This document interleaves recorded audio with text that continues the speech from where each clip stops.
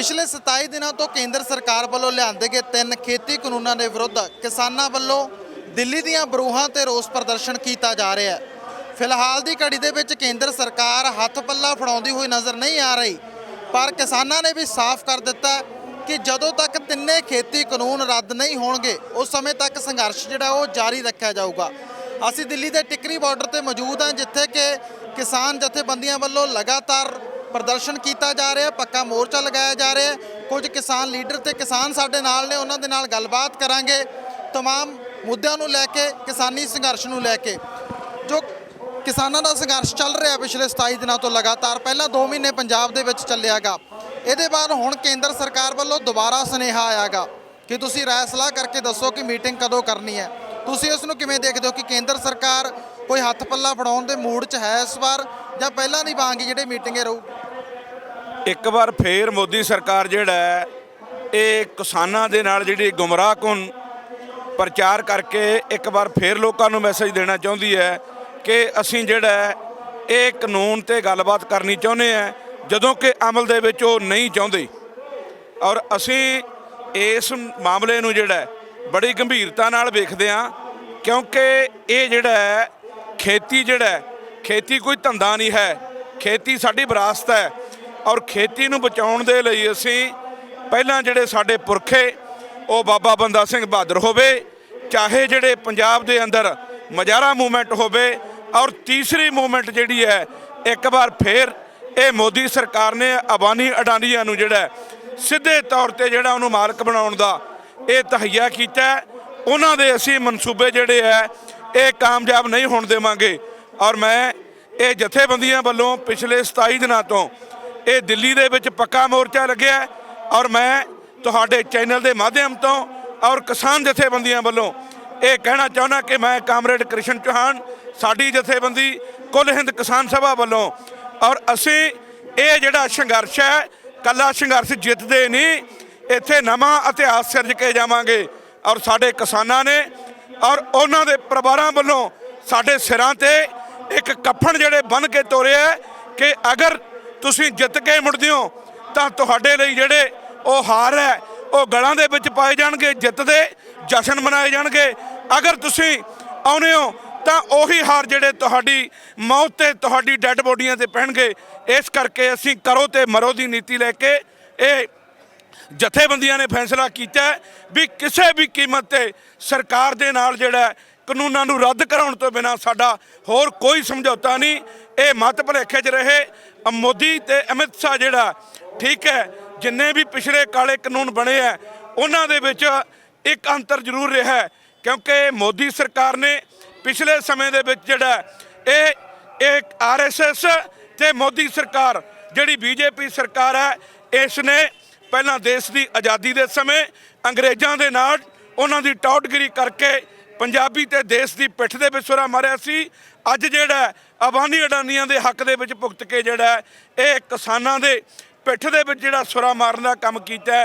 ਅਸੀਂ ਸਮੁੱਚੀਆਂ ਜਥੇਬੰਦੀਆਂ ਵੱਲੋਂ ਇਹ ਸਾਡਾ ਬਿਲਕੁਲ ਮੁਕੰਮਲ ਤੌਰ ਤੇ ਫੈਸਲਾ ਹੈ ਕਿ ਉਹਨਾਂ ਸਮਾਂ ਇੱਥੋਂ ਉੱਠਿਆ ਨਹੀਂ ਜਾਏਗਾ ਜਿੰਨਾ ਸਮਾਂ ਇਹ ਸੰਘਰਸ਼ ਹੈ ਇਹ ਜਿੱਤ ਕੇ ਅਸੀਂ ਜਿਹੜਾ ਵਾਪਸ ਨਹੀਂ ਜਾਵਾਂਗੇ। ਪਰ ਜਿਹੜਾ ਗੱਲਬਾਤ ਦਾ ਸੱਦਾ ਆਇਆਗਾ ਮੋਦੀ ਸਰਕਾਰ ਵੱਲੋਂ, ਚਿੱਠੀ ਆਈ ਹੈ ਇੱਕ, ਜਿਹਦੇ 'ਚ ਕੀ ਤਾਰੀਖ ਨਹੀਂ ਦੱਸੀ ਗਈ, ਕਿਸਾਨ ਆਗੂਆਂ ਨੂੰ ਕਿਹਾ ਗਿਆ ਕਿ ਤੁਸੀਂ ਜਿਹੜਾ ਦੱਸੋ, ਤਾਂ ਇਹ ਗੱਲਬਾਤ ਦੇ ਸੱਦੇ ਨੂੰ ਕਿਸ ਤਰ੍ਹਾਂ ਦੇਖਦੇ ਹੋ ਕਿ ਇਹ ਪਹਿਲਾਂ ਵਰਗਾ ਸੱਦਾ ਜਾਂ ਇਹਦੇ 'ਚ ਕੋਈ ਵਖਰੇਵਾਂ ਨਜ਼ਰ ਆ ਸਕਦਾ ਹੈਗਾ ਕਿਸਾਨ ਜਥੇਬੰਦੀਆਂ ਨੂੰ, ਜਾਂ ਜੇ ਗੱਲਬਾਤ ਕਰਨ ਲਈ ਜਾਇਆ ਜਾਊਗਾ ਤਾਂ ਕੀ ਠੋਸ ਰਣਨੀਤੀ ਲੈ ਕੇ ਜਾਂ ਕੀ ਜਿਹੜਾ ਪਹਿਲਾ ਵਾਅਦਾ ਲੈ ਕੇ ਕਿਸਾਨ ਜਥੇਬੰਦੀਆਂ ਜਾਣਗੇ?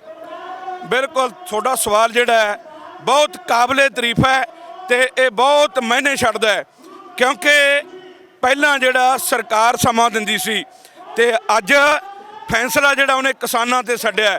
ਹੁਣ ਅਸੀਂ ਇਹ ਦੇਖਣਾ ਵੀ ਅੱਜ ਉਸ ਦੇ ਸਬੰਧ ਦੇ ਵਿੱਚ ਸਾਡੀ ਕਿਸਾਨ ਜਥੇਬੰਦੀਆਂ ਦੀ ਸਿੰਘੂ ਬਾਰਡਰ ਤੇ ਜਿਹੜੀ ਮੀਟਿੰਗ ਹੋ ਰਹੀ ਹੈ, ਉਹਦੇ 'ਚ ਅਸੀਂ ਇਹ ਫੈਸਲਾ ਲੈਣਾ ਕਿ ਸਰਕਾਰ ਨਾਲ ਗੱਲ ਕਰਨੀ ਹੈ ਕਿ ਨਹੀਂ ਕਰਨੀ। ਅਗਰ ਗੱਲ ਕਰਨੀ ਹੈ ਤਾਂ ਇੱਕ ਠੋਸ ਕਿਸਮ ਦੇ ਨਾਲ, ਤੇ ਉਹ ਵਾਅਦਾ ਖਿਲਾਫੀ ਨਹੀਂ। ਅਸੀਂ ਜਿਹੜਾ ਕਾਲੇ ਕਾਨੂੰਨ ਰੱਦ ਕਰਵਾਉਣ ਨੂੰ ਲੈ ਕੇ ਸਾਡੀ ਜਿਹੜੀ ਆਖਰੀ ਗੱਲਬਾਤ ਹੋਏਗੀ। ਪਰ ਸਰਕਾਰ ਦਾ ਇੱਕ ਪੱਖ ਇਹ ਹੈ ਕਿ ਸਾਰੇ ਕਾਨੂੰਨ ਖਰਾਬ ਨਹੀਂ ਹੈ, ਉਹ ਕਹਿੰਦੇ ਅਸੀਂ ਕੁਝ ਪੁਆਇੰਟ ਦੇ ਦਿਆਂਗੇ ਕਿਸਾਨਾਂ ਨੂੰ ਜਿਹੜੇ ਬਦਲਾਅ ਕੀਤੇ ਜਾਣ, ਕਿ ਪੂਰੀ ਤਰ੍ਹਾਂ ਕਾਨੂੰਨ ਖਾਰਜ ਨਹੀਂ ਕੀਤੇ ਜਾ ਸਕਦੇ। ਸੰਸਦ 'ਚ ਪਾਸ ਹੋਏ ਨੇ, ਇੱਕ ਇਹ ਬਿਆਨ ਆ ਰਿਹਾ, ਦੂਜੇ ਪਾਸੇ ਪ੍ਰਧਾਨ ਮੰਤਰੀ ਲਗਾਤਾਰ ਇਹ ਕਹਿ ਰਹੇ ਹੈ ਕਿ ਇਹ ਕਿਸਾਨਾਂ ਦੇ ਲਈ ਬਹੁਤ ਅਹਿਮ ਕਾਨੂੰਨ ਨੇ। ਤਾਂ ਇਹ ਕਿਸ ਤਰ੍ਹਾਂ ਦੀ ਬਿਆਨਬਾਜ਼ੀ ਆ? ਆਖਰਕਾਰ ਕੇਂਦਰ ਸਰਕਾਰ ਦੇ ਪ੍ਰਧਾਨ ਮੰਤਰੀ ਕੁਝ ਹੋਰ ਕਹਿੰਦੇ ਨੇ, ਮੰਤਰੀ ਕੁਝ ਹੋਰ ਕਹਿੰਦੇ ਨੇ, ਹੇਠਲੇ ਵਰਕਰ ਜਿਹੜੇ ਪਾਰਟੀ ਦੇ ਨੇ ਉਹ ਕੁਝ ਹੋਰ ਕਹਿੰਦੇ ਨੇ, ਇਹਨੂੰ ਕਿਸ ਤਰ੍ਹਾਂ ਦੇਖਦੇ? ਦੇਖੋ, ਮੈਨੂੰ ਹਾਸੀ ਆ ਰਹੀ ਹੈ।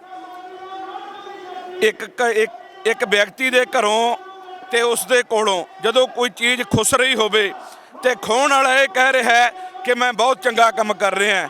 ਪਰ ਸਵਾਲ ਇਸ ਗੱਲ ਦਾ ਹੈ ਵੀ ਤੁਸੀਂ ਜਿਹੜੀ ਕਾਨੂੰਨਾਂ ਦੀ ਗੱਲ ਕਰਦੇ ਹੋ, ਕਾਨੂੰਨ ਜਿਹੜੇ ਹੈ ਇਹ 1907 ਦੇ ਵਿੱਚ ਪਹਿਲਾਂ ਅੰਗਰੇਜ਼ਾਂ ਨੇ ਵੀ ਲਿਆਉਣ ਦੀ ਕੋਸ਼ਿਸ਼ ਕੀਤੀ ਸੀ, ਲੇਕਿਨ ਉਸ ਸਮੇਂ ਵੀ ਜਿਹੜਾ ਉਹਨਾਂ ਦੇ ਮਨਸੂਬੇ ਇਹ ਕਾਮਯਾਬ ਨਹੀਂ ਹੋਏ ਸੀ ਤੇ ਨਾ ਹੀ ਅੱਜ ਅਸੀਂ ਇਹ ਹੋਣ ਦੇਵਾਂਗੇ।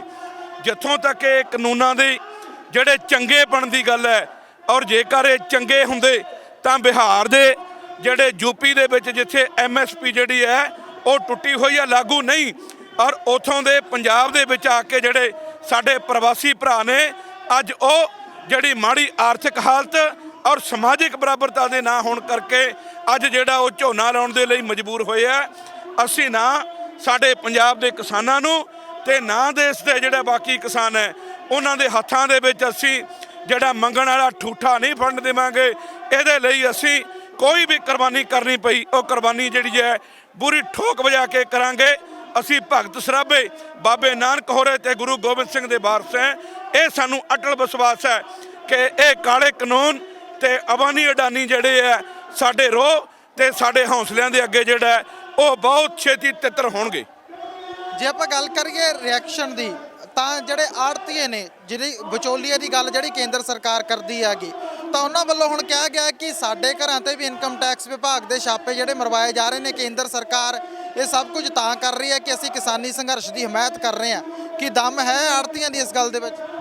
ਦੇਖੋ, ਹੈਰਾਨੀ ਇਸ ਗੱਲ ਦੀ ਹੈ, ਸਾਡੇ 3 ਤਰ੍ਹਾਂ ਦੇ ਲੋਕ ਨੇ, ਕਿਸਾਨ, ਮਜ਼ਦੂਰ ਤੇ ਆੜਤੀਆ, ਜਿਨ੍ਹਾਂ ਦਾ ਇੱਕ 9 ਮਾਸ ਦਾ ਰਿਸ਼ਤਾ ਹੈ। ਜੱਟ ਤੇ ਸੀਰੀ ਜੇਕਰ ਇਕੱਠੇ ਹੋ ਕੇ ਖੇਤੀ ਨਹੀਂ ਕਰਨਗੇ ਤਾਂ ਜਿਹੜੀ ਹੈ ਖੇਤੀ ਉਤਪੰਨ ਨਹੀਂ ਹੋ ਸਕਦੀ, ਔਰ ਉਨਾ ਹੀ ਸਹਿਯੋਗ ਜਿਹੜਾ ਸਾਡੇ ਆੜਤੀਆਂ ਭਰਾਵਾਂ ਦਾ ਹੈ। ਔਰ ਸਵਾਲ ਇਹ ਉੱਠ ਰਿਹਾ ਹੈ ਕਿ ਅੱਜ ਜਿਹੜੀ ਹਮਦਰਦੀ ਹੈ ਉਹ ਪੂਰੀ ਦੁਨੀਆ ਦਾ ਹਰੇਕ ਟਰੇਡਰ ਹੈ ਜਿਹੜਾ ਉਹ ਸਾਡੀ ਹਮਦਰਦੀ ਤੇ ਆਇਆ ਹੋਇਆ ਹੈ। ਔਰ ਸਵਾਲ ਤੁਸੀਂ ਕੀਤਾ ਆੜਤੀਆਂ ਦਾ, ਆੜਤੀਏ ਸਾਡੀ ਪਿੱਠ ਤੇ ਹੈ, ਔਰ ਜਿਹੜਾ ਇੱਕ ਬਦਲਾਖੋਰੀ ਦੇ ਤਹਿਤ ਇਹਨਾਂ ਨੇ ਇਨਕਮ ਟੈਕਸ ਮਹਿਕਮਾ ਜਿਹੜਾ ਕਿ ਹਰ ਸਾਲ ਇਹ ਮੇਨਟੇਨ ਕਰਦਾ ਹੈ, ਔਰ ਉਹਦੇ ਲਈ ਜਿਹੜੀ ਛਾਪਾਮਾਰੀ ਕੀਤੀ ਜਾ ਰਹੀ ਹੈ। ਮੈਂ ਕੁੱਲ ਹਿੰਦ ਕਿਸਾਨ ਸਭਾ ਪੰਜਾਬ ਇਕਾਈ ਵੱਲੋਂ ਉਸ ਦੀ ਜਿਹੜੀ ਹੈ ਇਹ ਮਹਿਕਮੇ ਤੇ ਮੋਦੀ ਸਰਕਾਰ ਦੀ ਨਿੰਦਿਆ ਕਰਦਾ, ਔਰ ਨਾਲ ਹੀ ਇਸ ਗੱਲ ਦੀ ਚੇਤਾਵਨੀ ਦੇਣੀ ਚਾਹੁੰਦਾ ਕਿ ਜੇਕਰ ਆੜਤੀਆ ਸਾਡੀ ਪਿੱਠ ਤੇ ਹੈ ਤੇ ਆੜਤੀਆਂ ਨੂੰ ਅਸੀਂ ਇਕੱਲੇ ਨਹੀਂ ਰਹਿਣ ਦਿੰਦੇ।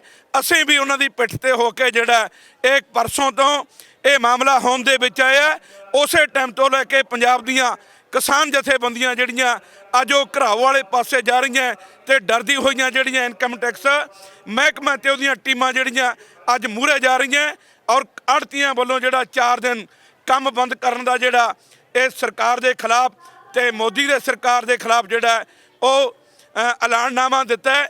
ਅਸੀਂ ਉਸ ਦਾ ਸਮਰਥਨ ਕਰਦੇ ਹਾਂ, ਔਰ ਮੇਰੀ ਜਥੇਬੰਦੀ ਔਰ ਮੇਰੀ ਪਾਰਟੀ ਇਹਦੇ ਵਿੱਚ ਜਿਹੜਾ ਪੂਰੀ ਇਮਾਨਦਾਰੀ ਦੇ ਨਾਲ ਆੜਤੀਆਂ ਨਾਲ ਇੱਕ ਭਰਾਵਾਂ ਵਾਲਾ ਰਿਸ਼ਤਾ ਜਿਹੜਾ ਬਣਾ ਕੇ ਉਹਨਾਂ ਦਾ ਸਹਿਯੋਗ ਕਰੇਗੀ।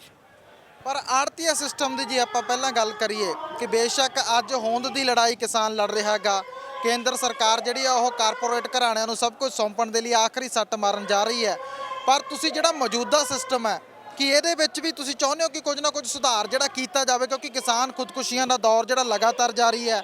70% ਕਿਸਾਨੀ ਜਿਹੜੀ ਉਹ ਛੋਟੀ ਕਿਸਾਨੀ ਹੈਗੀ, ਤੇ ਇਸ ਕਰਕੇ ਉਹਦੀ ਹਾਲਤ ਜਿਹੜੀ ਉਹ ਆਈ ਚਲਾਈ ਵੀ ਪੂਰੀ ਤਰ੍ਹਾਂ ਨਹੀਂ ਹੋ ਸਕੀ।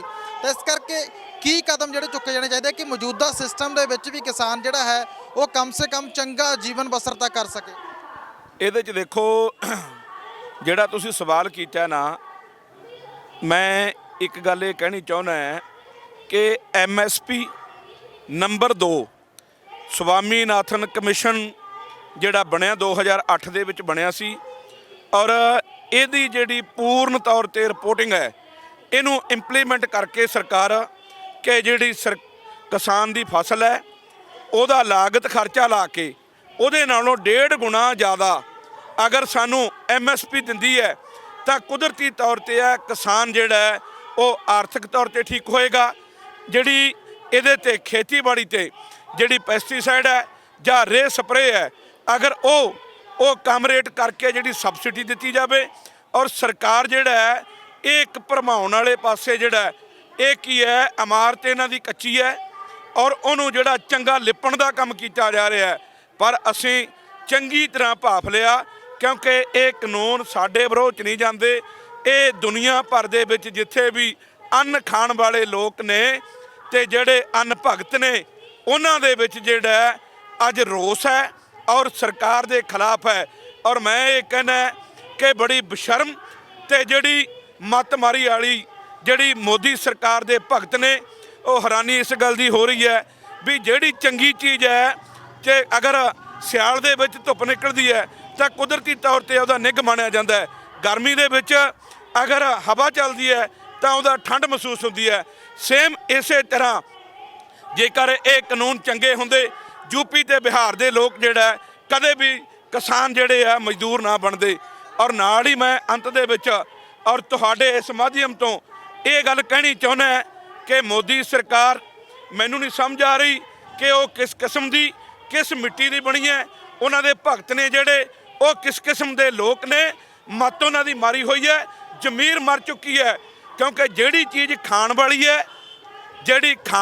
ਹੈ ਉਹ ਸੁੱਟ ਰਹੇ ਹੈ, ਜਿਹੜੀ ਪੀਣ ਵਾਲੀ ਹੈ ਉਹਦਾ ਉਲਟ ਹੋ ਰਿਹਾ।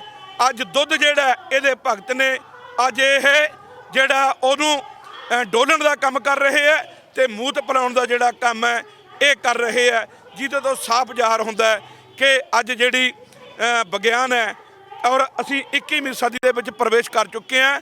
ਤੇ ਅੱਜ ਵੀ ਜਿਹੜੀ ਮੋਦੀ ਸਰਕਾਰ ਆ ਸਾਨੂੰ ਉਹ ਜਿਹੜਾ ਪਿਛਲੇ ਜਿਹੜੀ ਮਨੂਵਾਦੀ ਜਿਹੜੀ ਸੋਚ ਹੈ ਉਹਨਾਂ ਵੱਲ ਲਿਜਾਣਾ ਚਾਹੁੰਦੀ ਹੈ, ਜਿਹਨੂੰ ਲੋਕ ਕਦੇ ਵੀ ਐਕਸੈਪਟ ਨਹੀਂ ਕਰਨਗੇ ਔਰ ਨਾ ਹੀ ਅਸੀਂ ਇਹ ਹੋਣ ਦੇਵਾਂਗੇ। ਪਰ ਪ੍ਰਧਾਨ ਮੰਤਰੀ ਸਾਹਿਬ ਕਹਿੰਦੇ ਨੇ ਕਿ ਮੈਂ ਤਾਂ ਗਰੀਬ ਦਾ ਬੇਟਾ ਗਾ, ਮੇਰੇ ਜਿੰਨਾ ਦਰਦ ਕੌਣ ਸਮਝਦਾ ਮਜ਼ਦੂਰਾਂ ਦਾ ਤੇ ਕਿਸਾਨਾਂ ਦਾ, ਤੇ ਮੈਂ ਤਾਂ ਉਹਨਾਂ ਦੀ ਭਲਾਈ ਦੇ ਲਈ ਸਭ ਕੁਝ ਲੈ ਕੇ ਆਇਆ। ਉਹਨਾਂ ਨੂੰ ਤਾਂ ਗਮਰਾਹ ਕਰ ਰਹੀ ਹੈ ਕੋਈ ਧਿਰ ਜਿਹੜੀ ਹੈ, ਵਿਰੋਧੀ ਧਿਰਾਂ ਵੀ ਹੈ ਉਹਦੇ 'ਚ ਤੇ ਕੁਝ ਹੋਰ ਧਿਰਾਂ ਵੀ ਹੈ, ਉਹ ਗਮਰਾਹ ਕਰ ਰਹੀਆਂ ਨੇ। ਕਿਸਾਨਾਂ ਦੇ ਲਈ ਤਾਂ ਫਾਇਦੇ ਲਈ ਕੀਤਾ ਗਾ।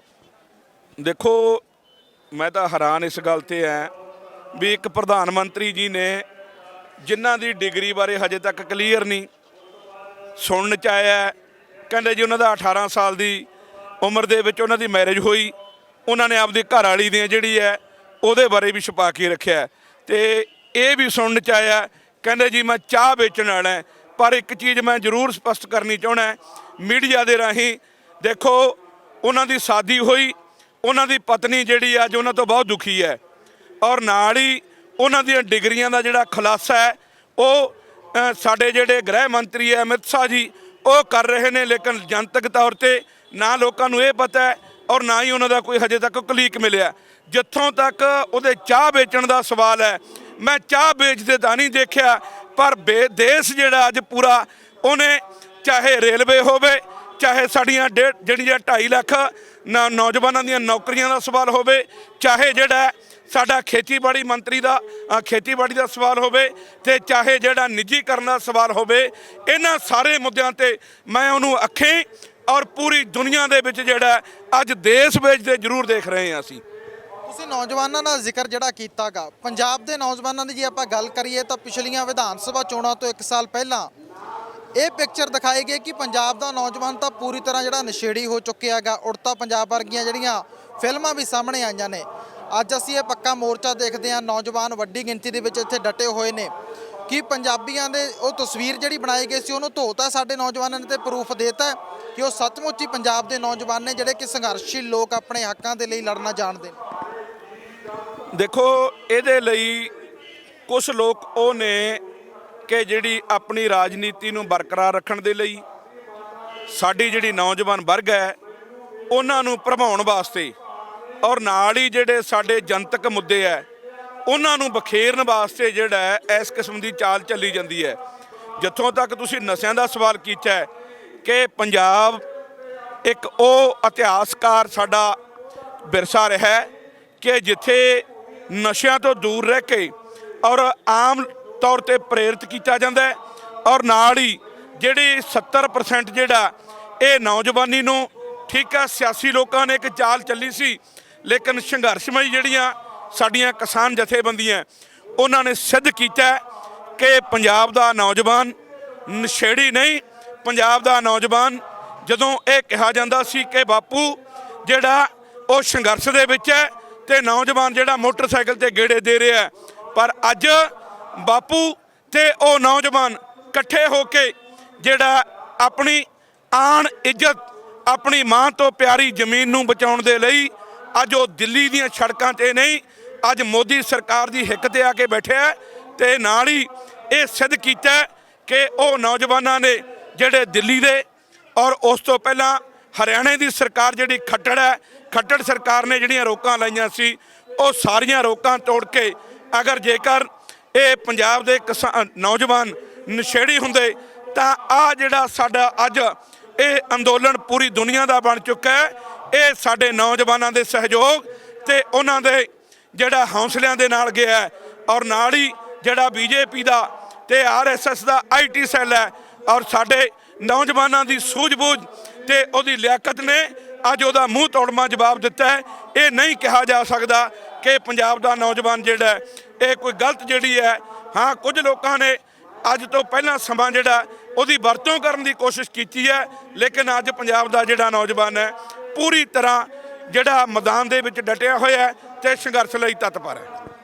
ਤੁਸੀਂ ਪੰਜਾਬ ਦੀਆਂ ਸਿਆਸੀ ਪਾਰਟੀਆਂ ਦਾ ਜ਼ਿਕਰ ਇੱਥੇ ਕੀਤਾਗਾ, ਤਾਂ ਇਸ ਮੌਕੇ ਵੀ ਭਾਜਪਾ ਨੂੰ ਛੱਡ ਕੇ ਪੰਜਾਬ ਦੀਆਂ ਜਿੰਨੀਆਂ ਵੀ ਸਿਆਸੀ ਪਾਰਟੀਆਂ ਨੇ ਉਹ ਬੜੀਆਂ ਕਿਸਾਨਾਂ ਦੀਆਂ ਹਮਦਰਦ ਬਣ ਰਹੀਆਂ ਨੇ ਇਸ ਸਮੇਂ। ਇਹ ਦਰਦ ਸੱਚਮੁੱਚ ਜਾਗਿਆ ਜਾਂ ਕੋਈ ਸਿਆਸੀ ਮਜਬੂਰੀ ਹੈ ਜਿਹਦੇ ਕਰਕੇ ਉਹਨਾਂ ਨੂੰ ਜਿਹੜਾ ਮੈਦਾਨ 'ਚ ਆਉਣਾ ਪਿਆ? ਇਹ ਸਵਾਲ ਤੁਹਾਡਾ ਜਿਹੜਾ ਵੈਸੇ ਬਹੁਤ ਜਿਹਨੂੰ ਕਿਹਾ ਜਾਵੇ ਸੀਰੀਅਸ ਸਵਾਲ ਹੈ, ਕਿਉਂਕਿ ਜੇਕਰ ਪੰਜਾਬ ਦਾ ਨੌਜਵਾਨ ਅੱਜ 70 ਲੱਖ ਨੌਜਵਾਨ ਜਿਹੜਾ ਹੈ ਉਹ ਬੇਰੁਜ਼ਗਾਰ ਹੈ, ਜੋ ਔਨ ਦੀ ਰਿਕਾਰਡ ਹੈ। ਇਹ ਜਦੋਂ ਅਕਾਲੀ ਸੱਤਾ 'ਚ ਹੁੰਦੇ ਆ ਉਦੋਂ ਕਾਂਗਰਸ ਬੋਲਦੀ ਹੈ, ਅਗਰ ਕਾਂਗਰਸ ਸੱਤਾ 'ਚ ਹੋਵੇ ਤਾਂ ਉਦੋਂ ਅਕਾਲੀ ਦਲ ਬੋਲਦਾ ਹੈ। ਤੇ ਨਾਲ ਹੀ ਸਾਡਾ ਕਿਸਾਨ ਇਹ ਜਿਹੜਾ ਖੁਦਕਸ਼ੀਆਂ ਦਾ ਦੌਰ ਚੱਲ ਰਿਹਾ ਹੈ, ਜੇਕਰ ਇਹਨਾਂ ਸਰਕਾਰਾਂ ਦੀ ਠੀਕ ਢੰਗ ਦੇ ਨਾਲ ਔਰ ਦੇ ਸਾਡੀ ਸਟੇਟ ਦੀ ਬਣਤਰ ਬਣੀ ਹੁੰਦੀ ਤਾਂ ਨਾ ਨੌਜਵਾਨਾਂ ਨੇ ਬੇਰੁਜ਼ਗਾਰ ਹੋਣਾ ਸੀ ਤੇ ਨਾ ਹੀ ਜਿਹੜਾ ਸਾਡਾ ਕਿਸਾਨ ਹੈ ਉਹਨਾਂ ਨੂੰ ਮਾੜੀ ਆਰਥਿਕ ਹਾਲਤ ਦੇ ਕਾਰਨ ਜਿਹੜਾ ਹੈ ਉਹਨਾਂ ਨੂੰ ਖੁਦਕਸ਼ੀਆਂ ਦਾ ਜਿਹੜਾ ਰਾਸਤਾ ਹੈ ਉਹ ਅਪਣਾਉਣਾ ਪੈਣਾ ਸੀ। ਔਰ ਮੈਂ ਇਹ ਕਹਿਣਾ ਚਾਹੁੰਦਾ ਕਿ ਜਿਹੜੀਆਂ ਸਿਆਸੀ ਪਾਰਟੀਆਂ ਕਦੇ ਮਾੜੀਆਂ ਨਹੀਂ ਹੁੰਦੀਆਂ। ਉਹਨਾਂ ਪਾਰਟੀਆਂ ਨੂੰ ਚਲਾਉਣ ਵਾਲੇ ਲੋਕ ਜਿਹੜੇ ਹੈ ਉਹ ਲੋਕ ਮਾੜੇ ਹੁੰਦੇ ਆ।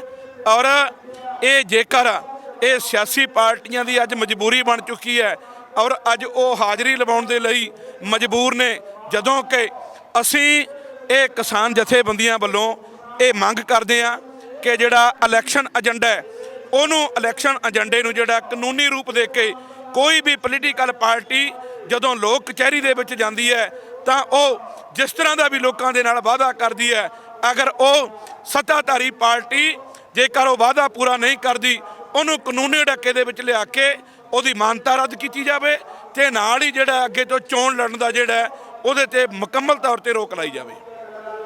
ਸਿਆਸੀ ਪਾਰਟੀਆਂ ਦੀ ਗੱਲਬਾਤ ਚੱਲ ਹੀ ਰਹੀ ਹੈ ਤਾਂ ਪੰਜਾਬ ਹਰਿਆਣਾ ਦੇ ਕਿਸਾਨ ਜਿਹੜੇ ਨੇ ਇਸ ਅੰਦੋਲਨ ਦੇ ਵਿੱਚ ਮੋਹਰੀ ਭੂਮਿਕਾ ਅਦਾ ਕਰ ਰਹੇ ਨੇ, ਬਾਕੀ ਸੂਬਿਆਂ ਦੇ ਕਿਸਾਨ ਵੀ ਪਹੁੰਚ ਰਹੇ ਨੇ। ਪਰ ਚਰਚਾ ਚੱਲ ਰਹੀ ਹੈ ਕਿ ਹਰਿਆਣਾ ਦੇ ਵਿੱਚ ਇੱਕ ਰੈਲੀ ਹੋਣ ਜਾ ਰਹੀ ਹੈ ਜਿਹਦੇ ਵਿੱਚ ਖੇਤੀ ਕਾਨੂੰਨਾਂ ਦੇ ਹੱਕ 'ਚ ਬੋਲਿਆ ਜਾਊਗਾ ਤੇ ਇਹ ਵੀ ਸੰਭਾਵਨਾਵਾਂ ਨੇ ਕਿ ਸ਼ਾਇਦ SYL ਦਾ ਜਿਹੜਾ ਮੁੱਦਾ ਗਾ, ਜਿਹੜਾ ਬੇਹੱਦ ਅਹਿਮ ਮੁੱਦਾ ਗਾ, ਜਿਹਦੇ ਤੇ ਸਿਆਸੀ ਰੋਟੀਆਂ ਵੀ ਲੰਮੇ ਸਮੇਂ ਤੋਂ ਸੇਕੀਆਂ ਗਈਆਂ, ਕਿ ਉਹ ਮੁੱਦੇ ਨੂੰ ਵੀ ਇੱਕ ਵਾਰੀ ਮੁੜ ਤੋਂ ਹਵਾ ਦੇਣ ਦੀ ਕੋਸ਼ਿਸ਼ ਜਿਹੜੀ ਉਹ ਹੋ ਸਕਦੀ ਹੈ।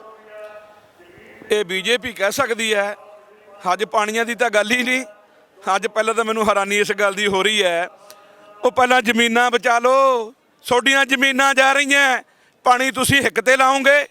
ਪਾਣੀਆਂ ਦਾ ਮਾਮਲਾ ਅਸੀਂ ਭਰਾ ਹੈ, ਹਰਿਆਣਾ ਸਾਡਾ ਛੋਟਾ ਭਰਾ ਹੈ, ਇਹ ਬੈਠ ਕੇ ਜਦੋਂ ਮਰਜ਼ੀ ਨਜਿੱਠਿਆ ਜਾ ਸਕਦਾ ਹੈ, ਇਸ 'ਤੇ ਕੋਈ ਕਿੰਤੂ ਪ੍ਰੰਤੂ ਨਹੀਂ। ਲੇਕਿਨ ਬੀਜੇਪੀ ਅੱਜ ਜਿਹੜਾ ਇਸ ਨੂੰ ਇਸ਼ੂ ਬਣਾਉਣ ਦਾ ਜਿਹੜਾ ਉਹ ਮੌਕਾ ਭਾਲ ਰਹੀ ਹੈ।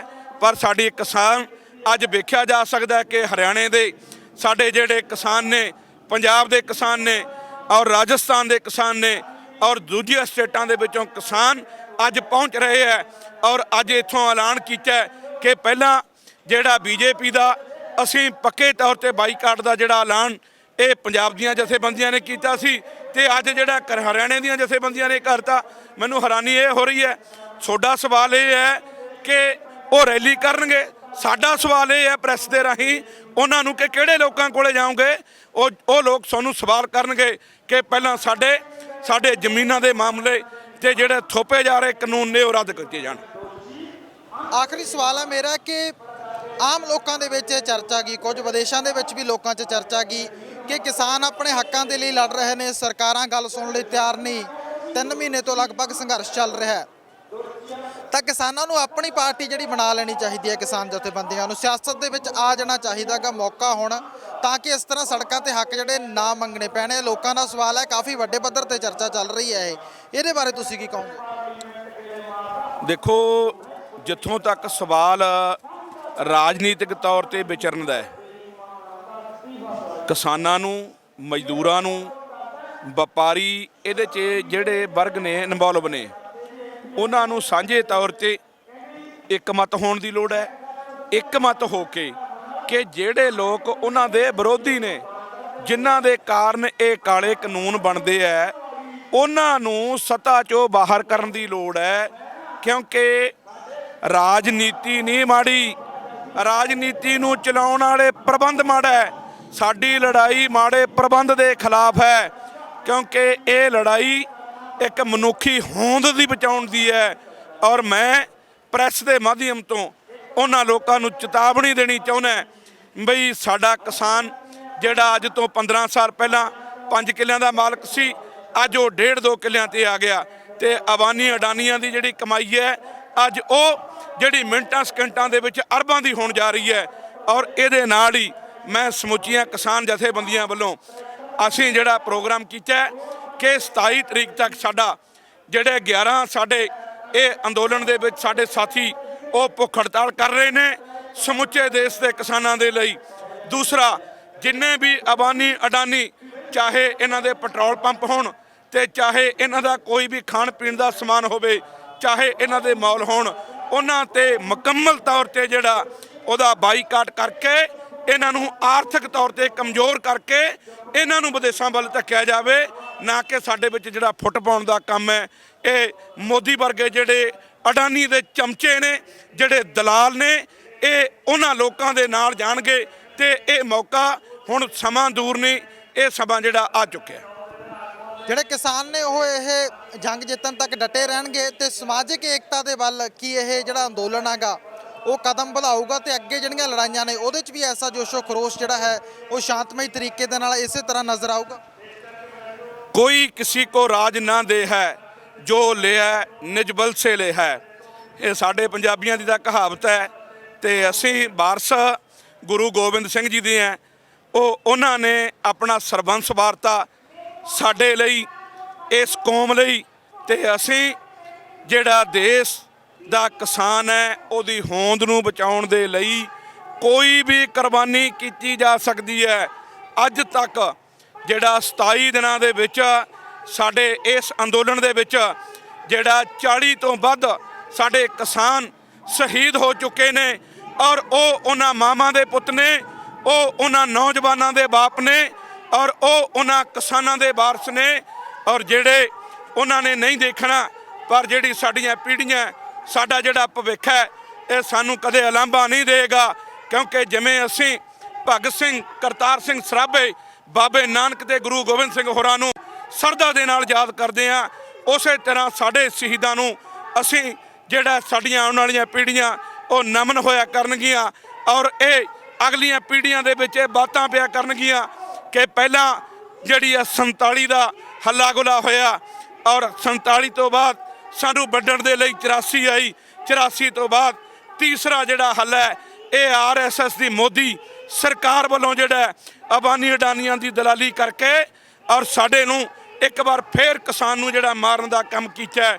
ਪਰ ਮੈਂ ਇਹ ਕਹਿਣਾ ਚਾਹੁੰਦਾ, ਕਿਸਾਨੀ ਮਾਧਿਅਮ ਤੋਂ ਇਹ ਉਹਨਾਂ ਦੇ ਮਨਸੂਬੇ ਕਦੇ ਪੂਰੇ ਨਹੀਂ ਹੋਣਗੇ।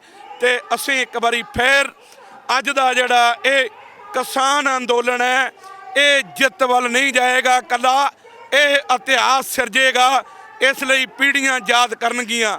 ਔਰ ਤੁਸੀਂ ਜਿਹੜੀ ਸਾਡੀ ਇਹ ਇਹ ਜਾਣਕਾਰੀ ਦੇ ਲਈ ਇੰਟਰਵਿਊ ਲਈ ਹੈ ਮੈਂ ਕੁੱਲ ਹਿੰਦ ਕਿਸਾਨ ਸਭਾ ਦੀ ਜ਼ਿਲ੍ਹਾ ਇਕਾਈ ਪੰਜਾਬ ਇਕਾਈ ਜ਼ਿਲ੍ਹਾ ਇਕਾਈ ਮਾਨਸਾ ਪੰਜਾਬ ਤੇ ਪੰਜਾਬ ਇਕਾਈ ਵੱਲੋਂ ਤੁਹਾਡੇ ਨਾਲ, ਕਿਉਂਕਿ ਜਿਹੜਾ ਪ੍ਰੈਸ ਹੈ, ਪ੍ਰੈਸ ਜਿਹੜਾ ਚੌਥਾ ਥੰਮ ਹੈ ਸਾਡੇ ਲੋਕਤੰਤਰ ਦਾ।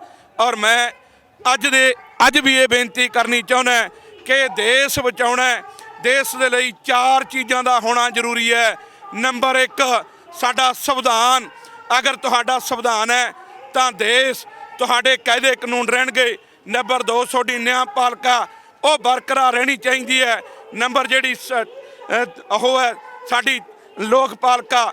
ਤੇ ਚੌਥਾ ਥੰਮ ਜਿਹੜਾ ਤੁਸੀਂ ਪ੍ਰੈਸ ਵਾਲੇ ਹੋ ਤੇ ਮੋਦੀ ਮੀਡੀਆ, ਜਿਹੜਾ ਮੋਦੀ ਮੀਡੀਆ ਨੂੰ ਅਸੀਂ ਮੀਡੀਆ ਨਹੀਂ ਗਿਣਦੇ। ਉਹਨਾਂ ਦੇ ਵੇਲੇ ਅਸੀਂ ਹਮੇਸ਼ਾ ਹੀ ਥੂ ਕਰਦੇ ਹਾਂ ਕਿ ਜਿਹੜੇ ਕਾਰਪੋਰੇਟ ਘਰਾਣਿਆਂ ਦੀਆਂ ਕੌਲੀਆਂ ਚੱਟਣ ਵਾਲੇ ਆ ਉਹ ਕਦੇ ਲੋਕਾਂ ਦੀ ਗੱਲ ਨਹੀਂ ਕਰ ਸਕਦੇ। ਤੁਸੀਂ ਲੋਕਾਂ ਦੀ ਗੱਲ ਕਰ ਰਹੇ ਹੋ, ਲੋਕਾਂ ਦੀਆਂ ਬਾਤਾਂ ਔਰ ਪੂਰੇ ਲੋਕਾਂ ਤੱਕ ਲਿਜਾ ਰਹੇ ਹੋ। ਮੈਂ ਤੁਹਾਡੇ ਚੈਨਲ ਦਾ ਆਪਣੀ ਜਥੇਬੰਦੀ ਵੱਲੋਂ ਇੱਕ ਵਾਰੀ ਫੇਰ ਮੁਬਾਰਕਬਾਦ ਵੀ ਦਿੰਦਾ, ਤੁਹਾਡਾ ਧੰਨਵਾਦ ਵੀ ਕਰਦਾ।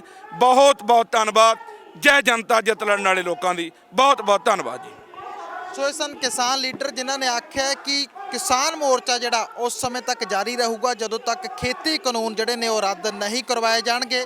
ਤੇ ਇਸ ਅੰਦੋਲਨ ਨੂੰ ਡੀਰੇਲ ਕਰਨ ਦੇ ਲਈ ਜਿੰਨੀਆਂ ਮਰਜ਼ੀ ਕੋਸ਼ਿਸ਼ਾਂ ਕੀਤੀਆਂ ਜਾਣ, ਪਰ ਕਿਸਾਨ ਇਕਜੁੱਟ ਨੇ। ਇਕਜੁੱਟ ਹੋ ਕੇ ਉਹ ਲੜਾਈ ਆਪਣੀ ਜਿਹੜੀ ਹੈ ਉਹ ਜਾਰੀ ਰੱਖਣਗੇ। ਕੈਮਰਾਮੈਨ ਜੋਬਨ ਦੇ ਨਾਲ ਮੈਂ ਅਰਸ਼ਦੀਪ ਸਿੰਘ, ਪੀਟੀਐਨ 24 ਲਈ। ਧੰਨਵਾਦ।